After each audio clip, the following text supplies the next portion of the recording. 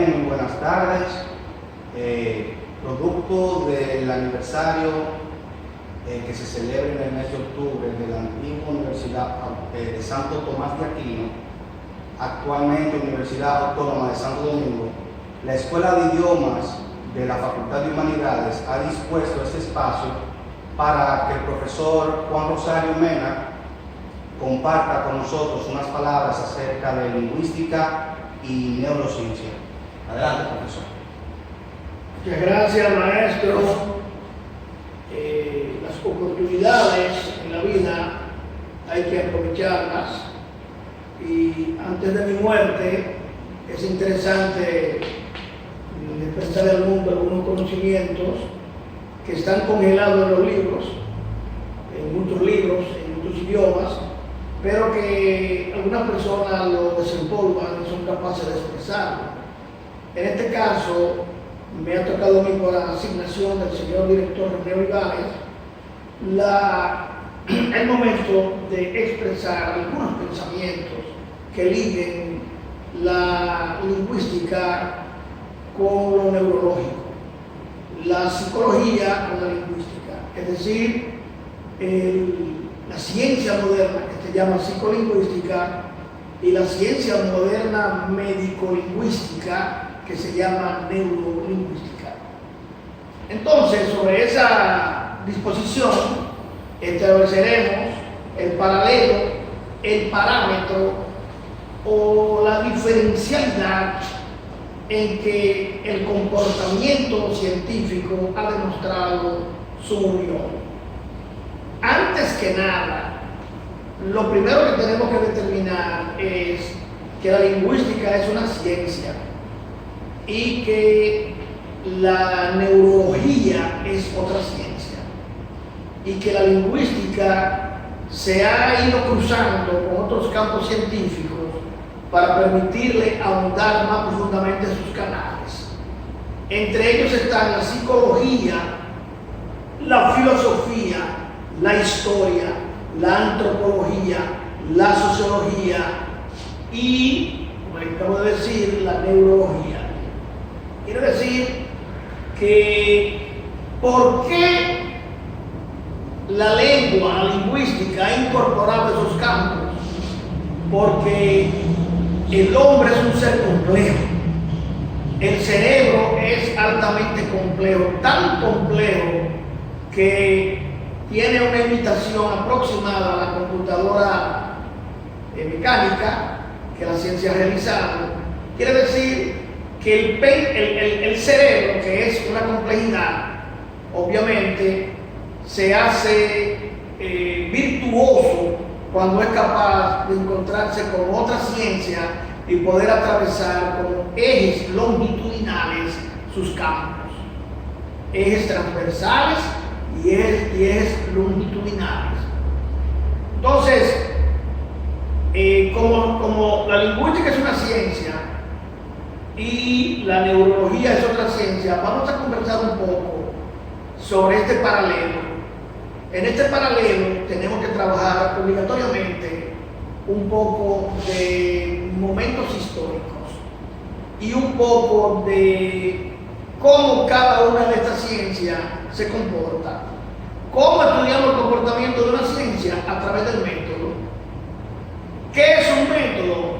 Gilles de Voltaire dice que un método es un proceso de un conjunto de conocimientos que deben llegar a una meta determinada y que luego sean demostrables a través de la ciencia. Entonces, si el método Gilles de Voltaire lleva esos deberes, quiere decir que la lingüística, en el paralelo que voy a establecer, tiene razón. Quiere decir que cada ciencia tiene un método. ¿Cuáles son los métodos que se estudian en lingüística? Pues el método diacrónico, el método sincrónico, el método de comparación y el método del contraste. Las lenguas se estudian a través de esos cuatro métodos. ¿Qué significa método diacrónico? Es aquel que va a estudiar la lengua como ciencia a partir de su ejecución a través del tiempo. Es decir, tenemos el español caribeño. Bueno, desde el descubrimiento de Colón hasta estos días es un español diferente al español de España. ¿Cuál es el método diacrónico? ¿Cuál es el método sincrónico? Pues el método sincrónico, como su nombre lo dice, es el estudio de la lengua desde el punto de vista científico, pero atendiendo a un momento específico determinado. Si la diacronía no va a dar la totalidad, la sincronía no va a dar el momento en que se estuvo diciendo. De aquí que en el campo digan, mi hijo trujo, quiere decir que se está hablando de la lengua del siglo XVI, en que decía hijo y decía trujo. Mi hijo trujo, esta taide, los plátanos. Taide era el cambio de R por I y se congeló en el cimado. Quiere decir que si se estudia en un momento determinado, entonces estamos ante un estudio sincrónico. Por ejemplo, el español dominicano durante los años 60, después de la muerte de Trujillo, que tuvo muchísimas variaciones por las incursiones de la música, de la escuela, del comunismo, del socialismo, de la política, etc. Entonces, el método de comparación que nació en el siglo XIX con los neogramáticos va a estudiar la lingüística histórica, pero comparando una lengua con otra, de comparación. Y el método de contraste es cuando se encuentran dos lenguas conjuntamente, cuáles son los aspectos que la diferencian, es decir, no solo la comparación, sino un contraste. Ejemplo, el inglés de Jamaica, el inglés de Inglaterra. Ejemplo, el francés de Haití y el creol, y el francés de Canadá o de Francia. O sea que la comparación es una cosa y el contraste nos va a dar aspectos más profundos de un elemento fónico, de un elemento gramatical, etc. De esta manera podemos expresar que esos son los cuatro métodos muy utilizados en la lingüística. Sin embargo, podemos apresurar la palabra y decir que antes de que existieran estos métodos, ¿cómo se comportaba la lengua? Los científicos han demostrado que la comunicación es para todos los animales, seres vivos, unos de una manera y otros de otra, pero que el lenguaje humano es el más alto complejo de la formación lingüística a nivel de cerebro, a nivel del sistema nervioso que posee la humanidad, y expresa de esa manera que hay un lenguaje en los animales, porque tienen un sistema de comunicación, porque se llama lenguaje, no la propiedad específicamente humana, no, eso es lenguaje oral humano. El lenguaje es la capacidad o propiedad de comunicación que pueden tener los seres vivos en diferentes formas posibles. De entre eso tenemos los animales. Por ejemplo, las abejas traen el polen de las flores, lo llevan a la colmena y hacen unos movimientos sinusoidales entre las alas y el trasero, y las demás abejas la imitan para llegar a dicho lugar a traer más polen. Quiere decir que hay un sistema, un lenguaje de comunicación.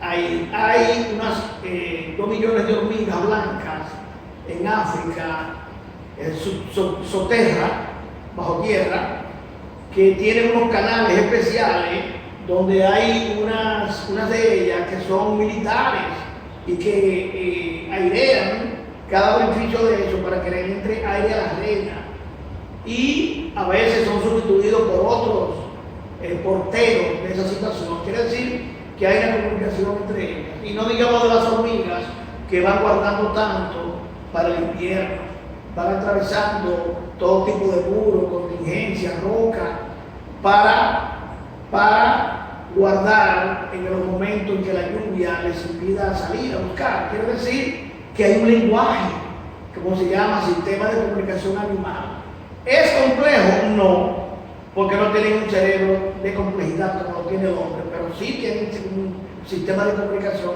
y el uso de sustancias químicas apropiadas para poder comunicarse. Lo mismo decimos de los peces. Hay peces de agua profunda que nunca han visitado la parte media del mar y viven en las rocas más profundas y son ciegos o tienen un solo ojo. Hay peces de aguas medianas y hay peces de aguas superficiales. El mismo comportamiento que me decía el compañero ayer del pulpo, que el pulpo cambia constantemente el tinte atendiendo al lugar, a la presa, al momento, al mar, a la forma en que puede atrapar a la hembra, etc. Es decir, que son comportamientos animales y son sistemas de comunicación y son lenguajes naturales, ahora no orales. Otro estudio por contraste de las lenguas lo tenemos, por ejemplo, en los niños. Los niños pasan, estudio hecho por Piaget y por Erik Erikson, por 4 etapas hasta llegar a las operaciones formales. ¿Cuáles son esas 4 etapas? El balbuceo, de 0 a 6 meses. Luego, la motricidad, de los 6 meses a los 2 años, capaces de desplazarse con su cuerpo y capaces de ir mirando y tocando y erguirse, la motricidad. Luego tenemos 2 años, 2 años y medio, la simbolización.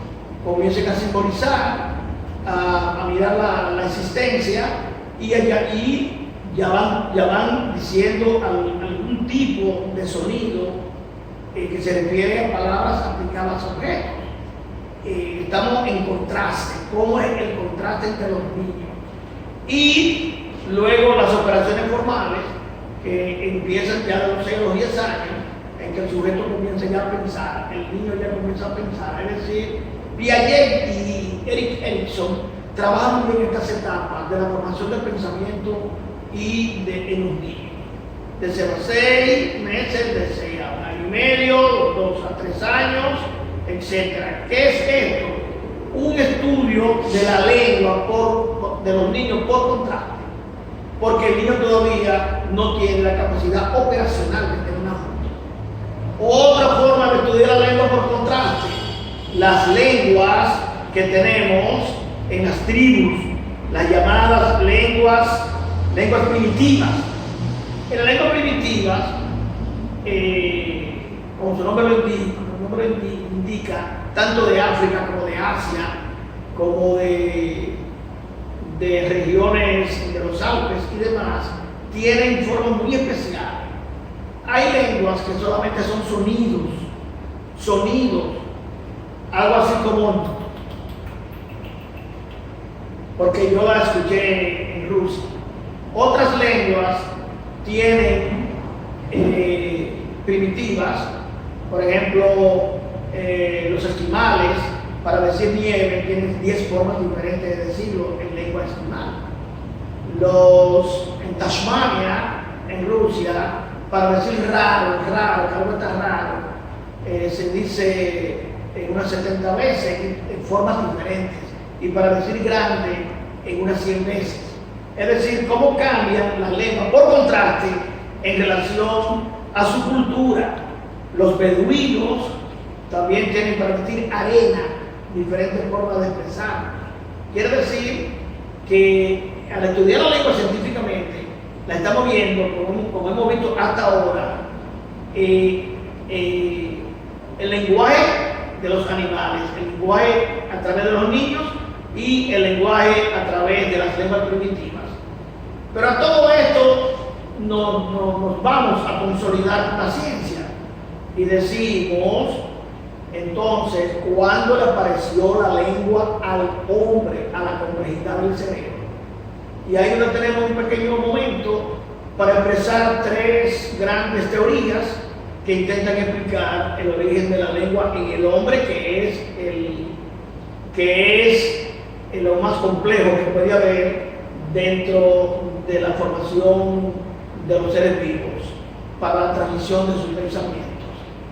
Entonces, la primera teoría, sabemos que es completamente teológica, en que Dios, castigando el orgullo de los hombres, la Biblia lo dice, la Torre de Babel, lo puso a hablar muchos idiomas. Es asientífica y no demostrable y tanto difícil de ser creíble. La otra teoría embarga dos propiedades: que Dios hizo al hombre, sí, hizo la humanidad, pero no le dio lengua, y que el hombre la hizo a través del tiempo.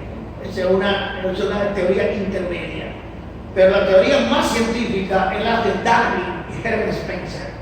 Darwin, en su Origen de las Especies, nos habla correctamente de la evolución. La teoría evolucionista, las dos primeras son creacionistas, la última es evolucionista.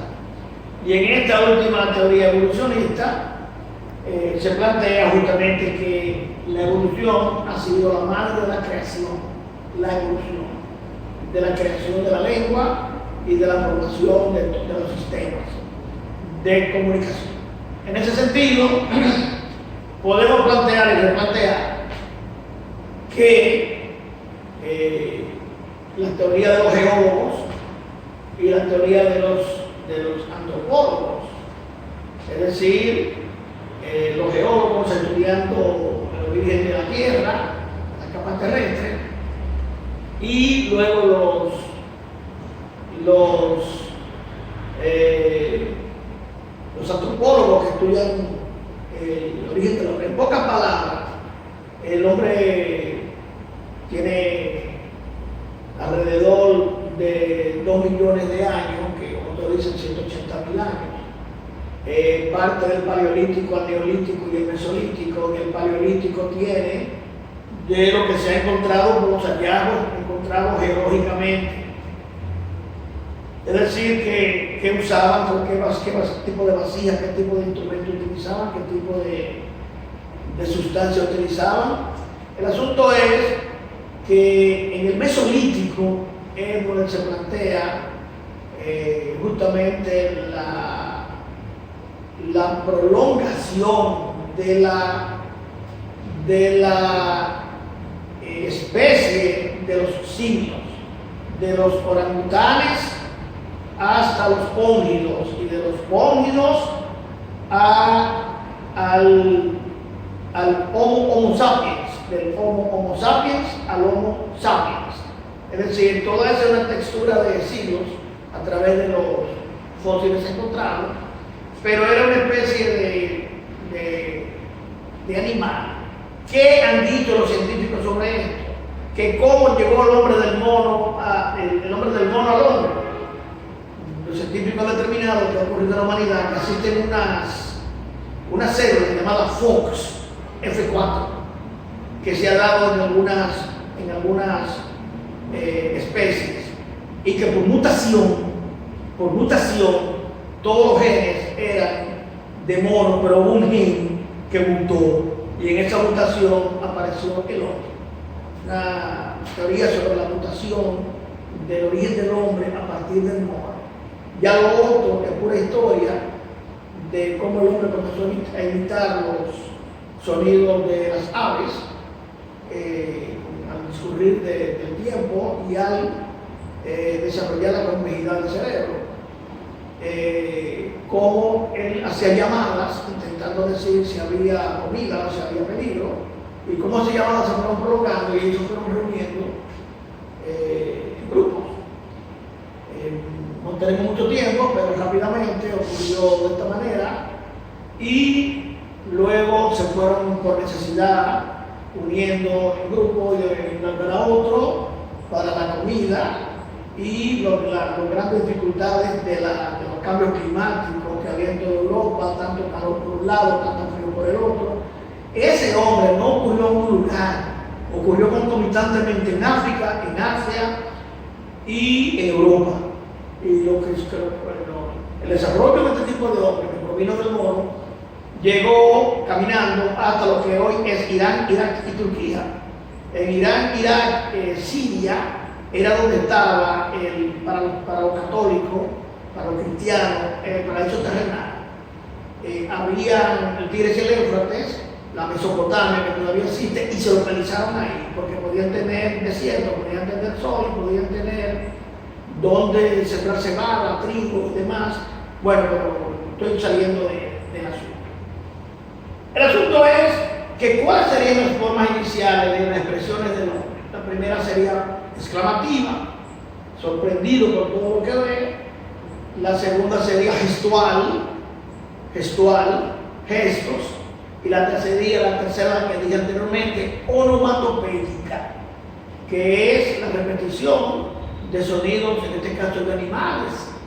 En este caso de animales, las onomatopeyas eran forma de transmisión lingüística entre ese grupo inicial del hombre. Y de la onomatopeya a el desarrollo de las cuerdas vocales,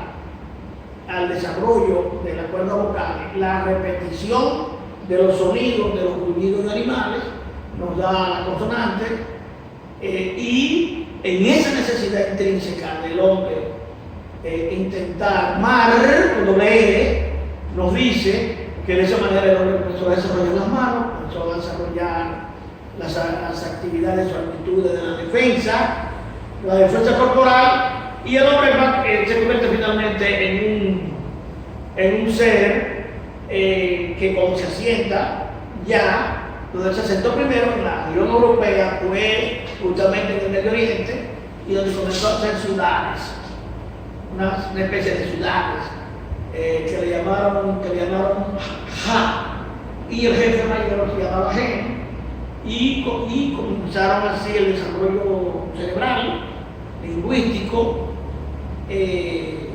Estamos en lo que los estudiosos llaman la lengua sumeria, de los sumerios, esos primeros habitantes de ese lugar. Se han encontrado, sin embargo, algunos vestigios de una civilización anterior llamada hitita del desierto. Pero concomitantemente con esto, estamos hablando hace 6.000 años, también los egipcios ya estaban trabajando en sus jeroglíficos, estaban trabajando en su lengua. Concomitantemente con esto, también los chinos estaban desarrollando tipos de lenguaje apropiados para sus necesidades. ¿Qué quiere decir? Que el hombre no apareció en un solo lugar, la lengua no apareció en un solo lugar tampoco. El hombre tuvo que caminar y desplazarse. Entonces, ¿qué importancia tiene para esto? Bueno, justamente que lo que hoy es una lengua compleja y completamente desarrollada tuvo como base el desplazamiento del que estamos hablando y las necesidades. Entonces, ¿cuándo comenzó a haber poder? Cuando el hombre comenzó a vender las aguas. El hombre comenzó que tú para pasar el Tigris y el Éufrates te tenías que pagar. Entonces, el hombre comenzó a ejercer el poder, y de ahí también lo conectamos con los asuntos anímicos propios de la espiritualidad del hombre. Conclusión de todo esto, el hombre terminó por tener una creencia en asuntos mitológicos, y a través de la creencia dominar a los grupos, dominar la economía y convertirse en los señores importantes del momento.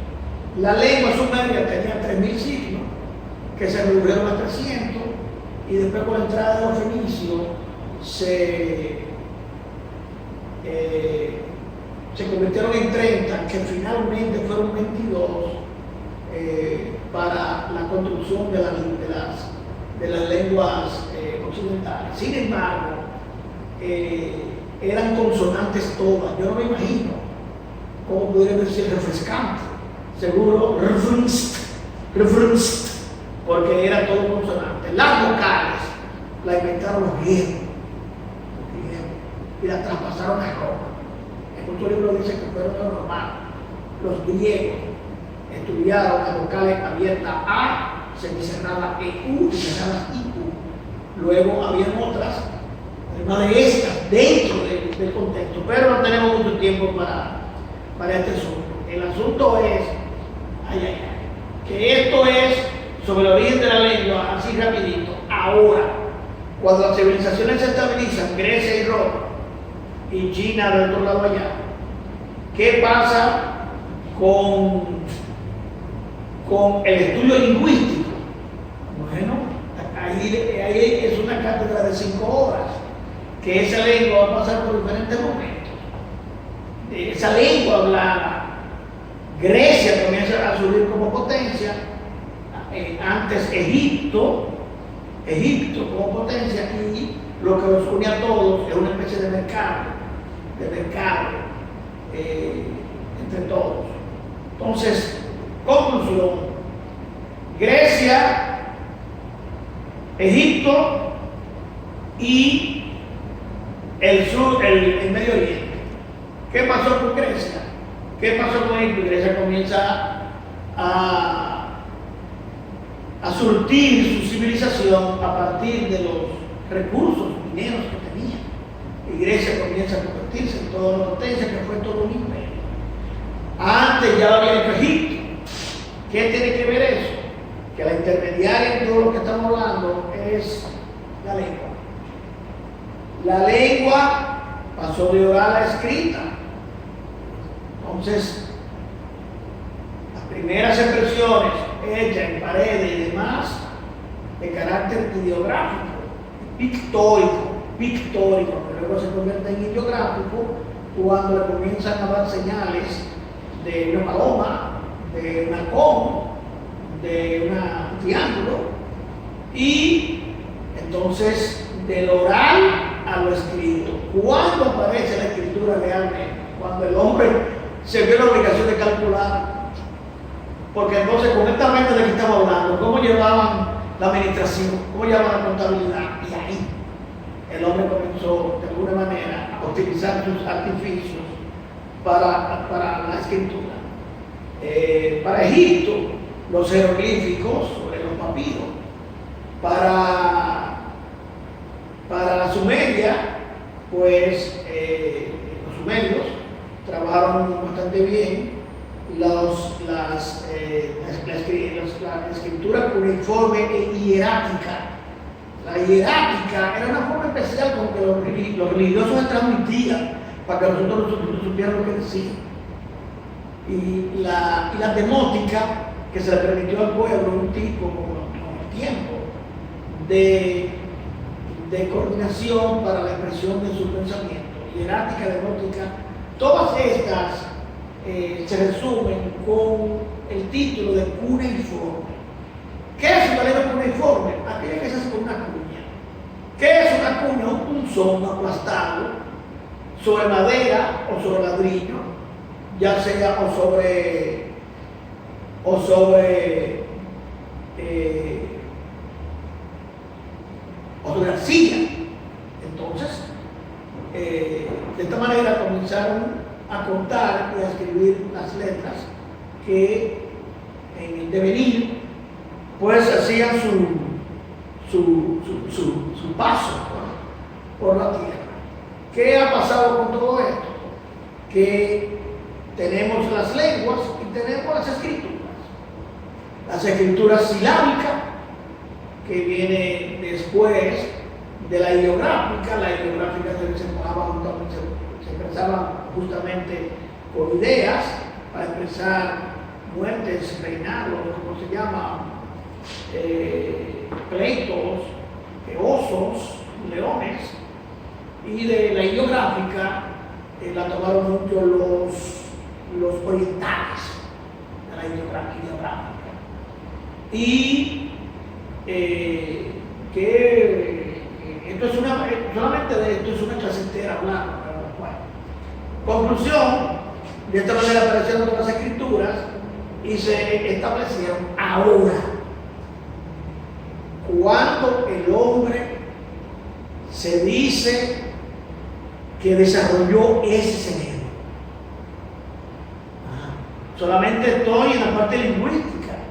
Podemos decir rápidamente que esa lengua pasó de Grecia, Roma, todo el medievalismo, todo el renacimiento, todo el barroquismo, toda la ilustración, hasta llegar al siglo XIX.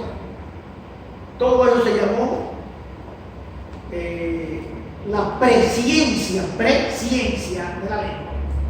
El siglo XIX es un siglo que yo lo he catalogado como lo mejor que ha hecho la Tierra, porque en el 1820 comienza el existencialismo, en el 1822 comienza el romanticismo. Increíble esto.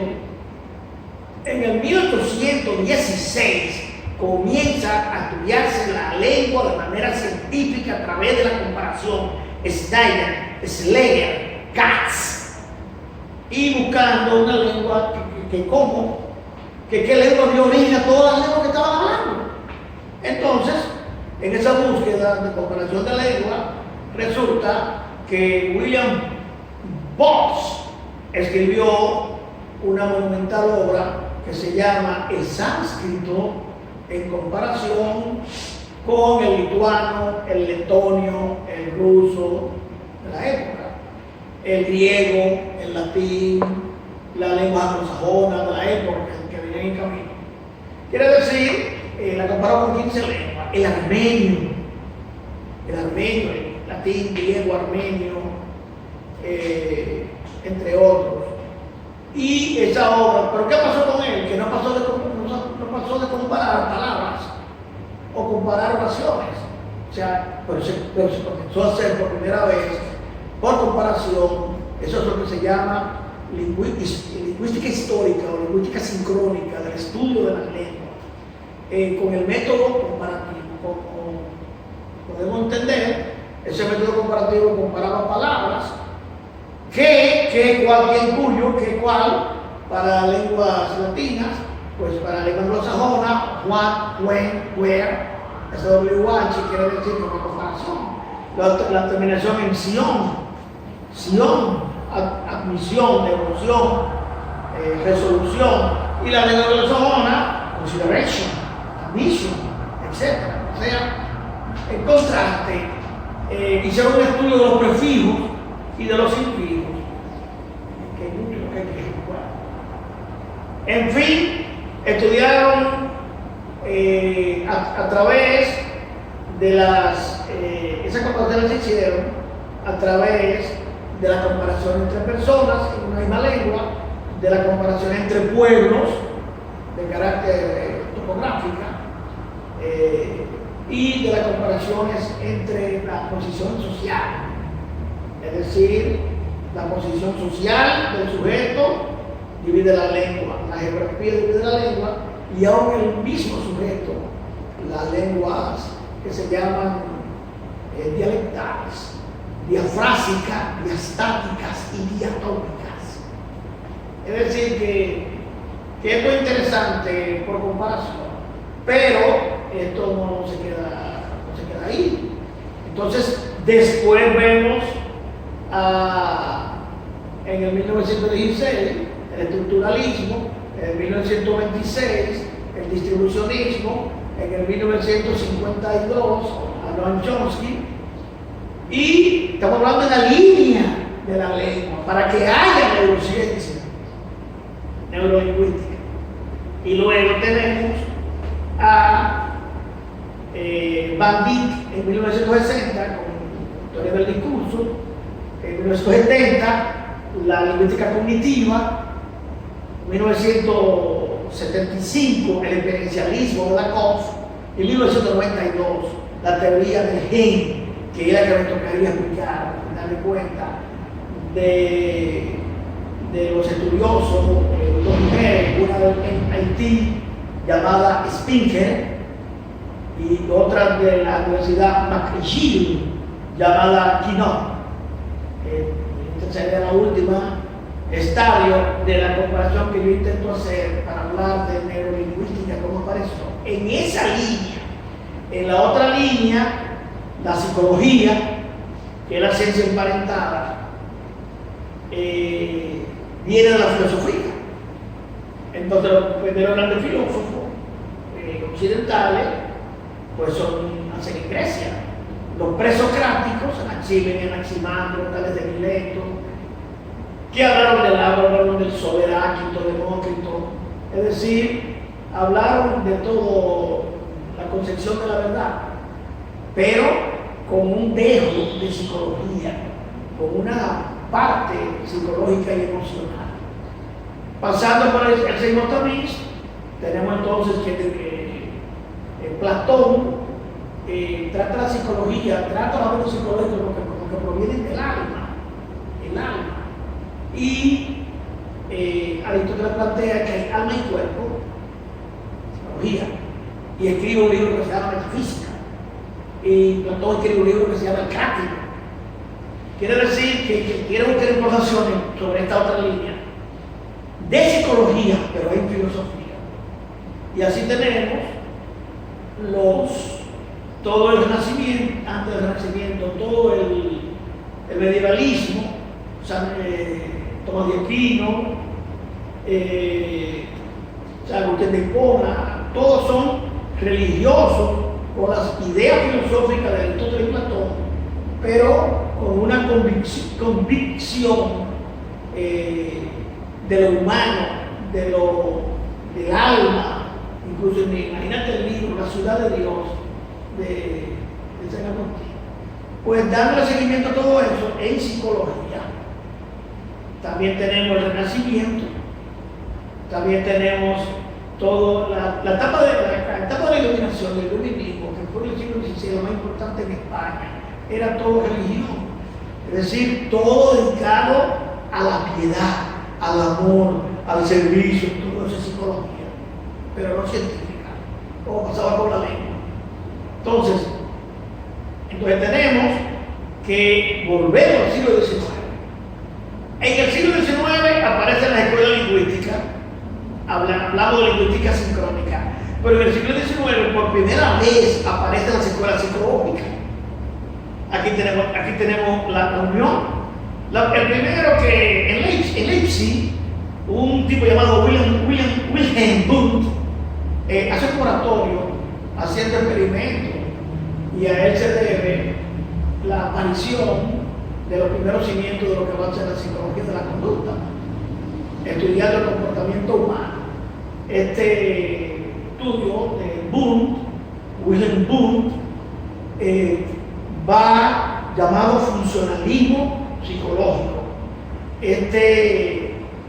Esas ideas van avanzando en Alemania, en Suiza, y luego va a convertirse en lo que llega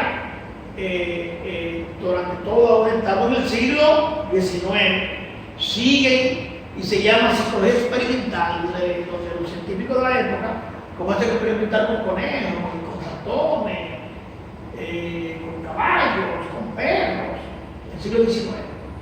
En el XX, que ya dijimos que tenemos en el 1916 la lingüística estructural de Ferdinand de Saussure, pero ¿qué pasa? Que también en psicología nace el conductismo, es decir, el estudio de la conducta a través del triángulo estímulo-órgano-respuesta. O sea, mira cómo van las dos líneas paralelas, la de la lengua por un lado y la de la psicología por el otro. Entonces, el conductismo, Friedrich Skinner, un estudioso de las universidades americanas, establece que la conducta es el producto de los estímulos, órganos y respuesta por un lado, y por el otro lado tenemos los estudios fisiológicos del fisiólogo ruso Iván Pavlov, que estudia el reflejo condicionado del perro, la campana y la comida. Reflejo condicionado, reflejo incondicionado. Ante la desaparición y la salivación del perro. Presento el perro, presento la comida, le doy una campana y el perro saliva. Condicionado, incondicionado, condicionado. Le quito al perro la comida y le doy a la campana y saliva. Quiere decir que hay una condición en la que él asoció el sonido de la campana, la comida y salivó. O sea que todo esto es el inicio de la psicología moderna. Esta es una clase que de 4 o 5 horas, pero en pocas palabras, de esta manera tenemos el resurgimiento de la psicología. Esta es la número 1 durante los años 1920, 30 y 40, hasta que aparece Chomsky en el 50, que aparece con sus estudios de la teoría generativa transformacional y del estudio de la sintaxis, y enfrenta en la conducta operacional, la conducta operante de Skinner, y lo derrota en el sentido de que Skinner establece que el hombre es un ser experimental y que los estímulos ambientales son los que modifican la conducta interior. Dice Skinner que no, que eso es cierto, pero tiene que haber un lugar que resista,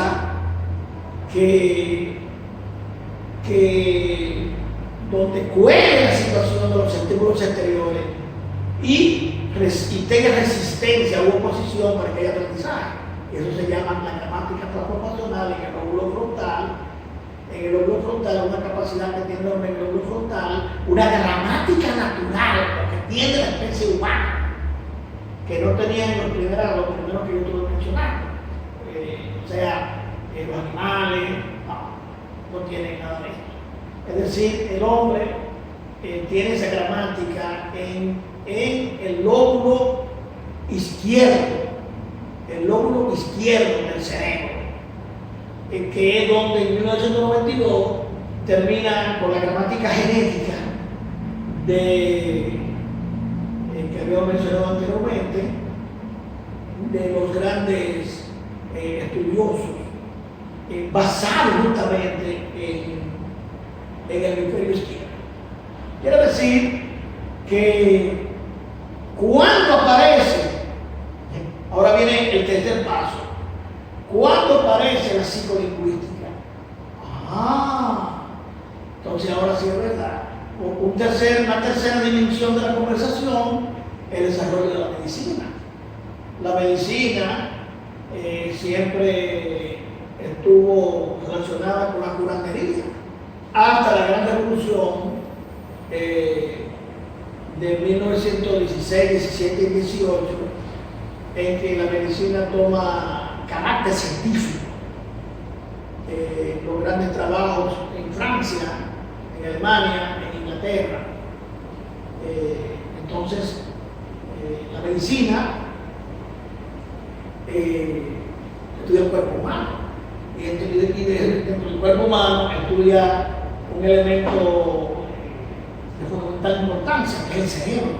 Entonces, en el cerebro se codifica la conducta del sujeto, que es psicología, y se codifica la lengua que el hombre expresa. Ahora tenemos la triple relación de contingencia, como diría Skinner. Tendríamos la unión del desarrollo de la medicina, porque la medicina se desarrolló violentamente después del siglo XIX, pero demasiado lentamente en la antigüedad, porque era presa de la curandería. ¿Qué elementos importantes tiene la medicina? Número 1, descubrimiento de la célula. Santiago Ramón y Cajal, 1825, España. No se conocía la célula. Entonces, a partir de Santiago Ramón y Cajal, español, 1825, aparece por primera vez la célula y estudia su interior, y estudia la membrana citoplasmática, y estudia los lisosomas, y estudia los ribosomas, que los lisosomas y los condriomas. Y luego un italiano apellido Golgi, el que encuentra lo que es el aparato de la energía de la célula, que se llama el aparato de Golgi. Ya cómo viene el monumento del conocimiento. Entonces, la medicina con Golgi y con Santiago Ramón y Cajal le le da un avance extraordinario a lo que luego va a reunirse allá en el 1950.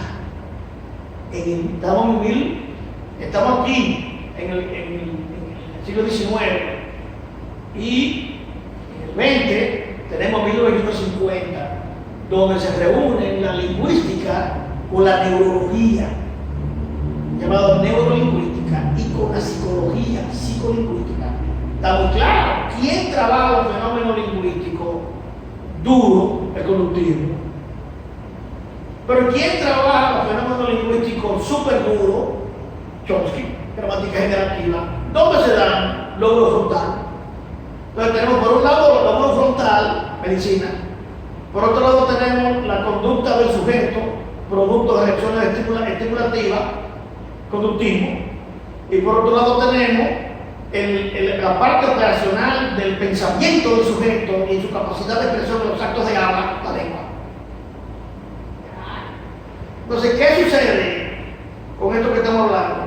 Que otra cosa muy importante pasó en Francia, que fue que Paul Broca tenía un empleado y el empleado le salió un tumor a nivel del cerebro y él, llamado Tan conversaba y hablaba con el tumor.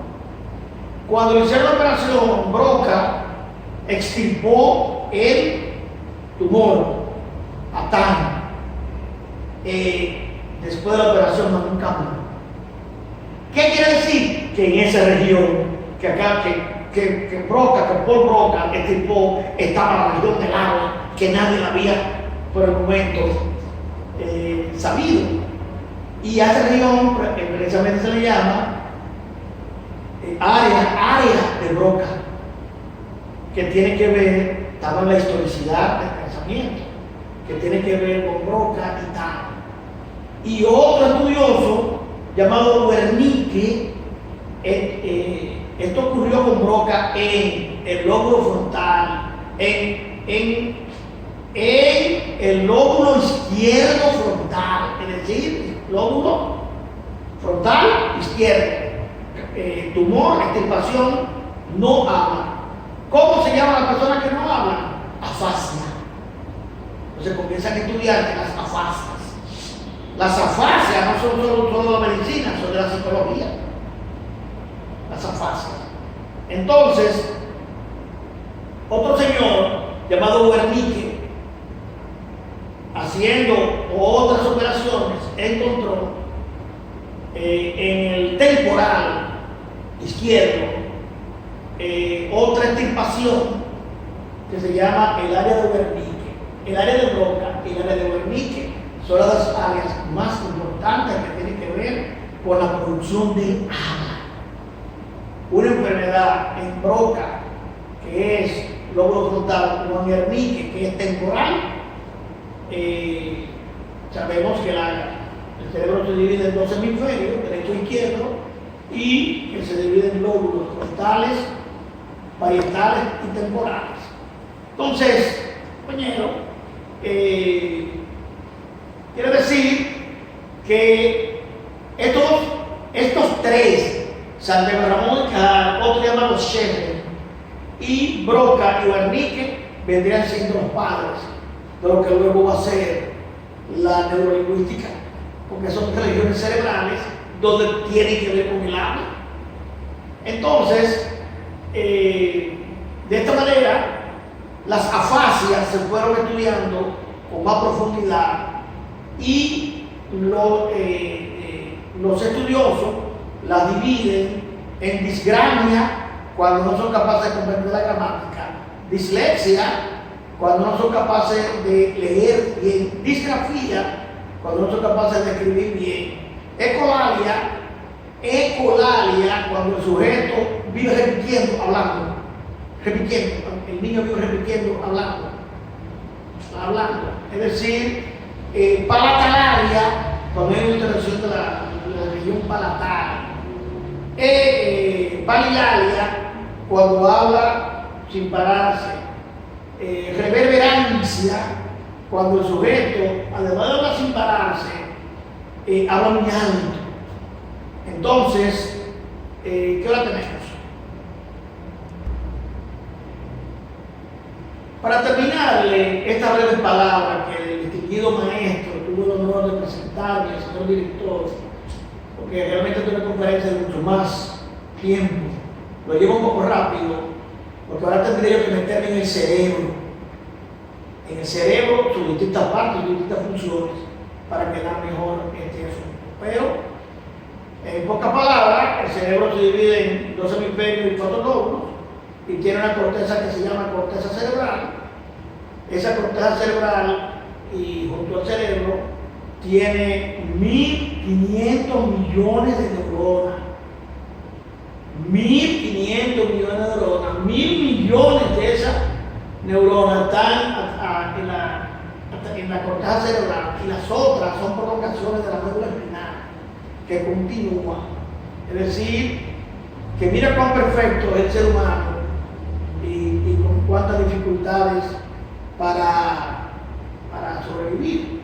Es decir, que ambas disciplinas se encuentran en el 1950, justamente cuando escribe Chomsky su sintaxis, elementos de sintaxis, y luego en el 60 Bantic recoge todo esto para hablar del discurso, y cada una de estas están imbricadas, estas dos áreas están imbricadas en estas escuelas. El experimentalismo de Lakoff, que es, y la psicología cognitiva, positiva, y luego finalmente, y para terminar, tenemos la genética de Spinker, que nos dice que la gramática la han encontrado en el lóbulo izquierdo, justamente en el lóbulo izquierdo, en el lóbulo frontal izquierdo, y que se encarga. ¿Y cómo lo han hecho? Con unos cortes que le han tomado y cuya reacción ha respondido después, aplicándole aminoácido. Lean el libro de Spinker que se llama a sí mismo El instinto del lenguaje.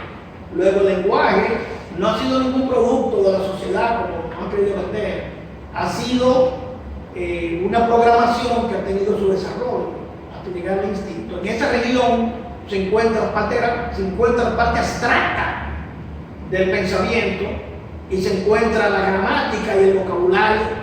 La gramática, las reglas de la gramática y del vocabulario.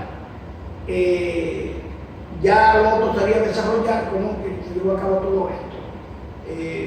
Muchas gracias y muy buenas tardes.